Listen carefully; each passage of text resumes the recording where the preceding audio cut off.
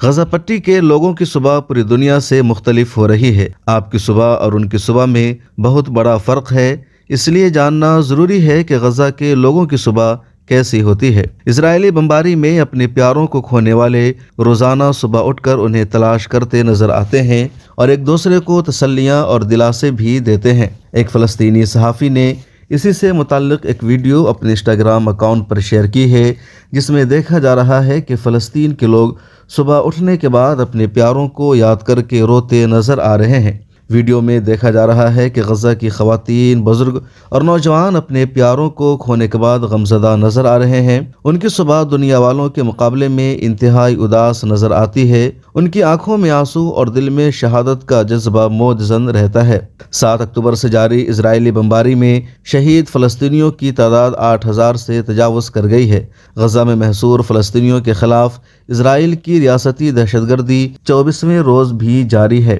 غزہ میں گزشتہ 24 گھنٹوں کے دوران 450 سے زیادہ میزائل حملے کیے گئے ہیں۔ ایک فضائی حملہ غزہ کے سب سے بڑے اسپتال الشفا کے قریب بھی کیا گیا ہے، جس سے شفا اسپتال جانے والی تمام سڑکیں تباہ ہو گئی اور اسپتال پہنچنا انتہائی دشوار ہو گیا ہے۔ اس کے علاوہ اسرائیل نے القدس اسپتال پر بھی حملہ کر کے تمام چیزوں کو برباد کر دیا ہے۔ رپورٹس کے مطابق یہ اسپتال زخمیوں سے بھرا ہوا ہے، جہاں ہزاروں افراد پناہ بھی لیے ہوئے ہیں۔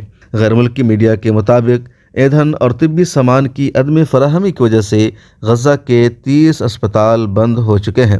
پچھلے 2 دنوں سے غزہ اور اسرائیل میں گراؤنڈ آپریشن بھی جاری ہے۔ اسرائیلی فوج گراؤنڈ آپریشن غزہ پٹی میں کر رہی ہے اور حماس کے مجاہدین پوری مضبوطی اور قوت کے ساتھ اسرائیلی آرمی کا مقابلہ کر رہے ہیں۔ سوشل میڈیا پر ایسی کئی ویڈیوز وائرل ہوئی ہے جس میں دیکھا جا رہا ہے کہ حماس کے مجاہدین پوری مضبوطی کے ساتھ اسرائیلی آرمی کو پیچھے ہٹنے پر مجبور کر رہے ہیں۔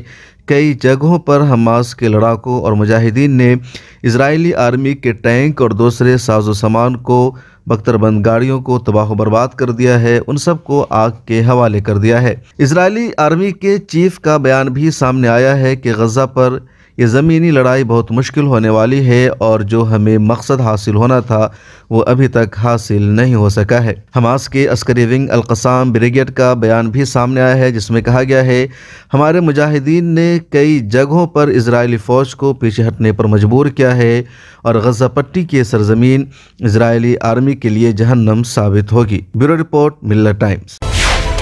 ملت ٹائمز کو آپ کی ضرورت ہے، ہماری آپ مالی مدد کریں۔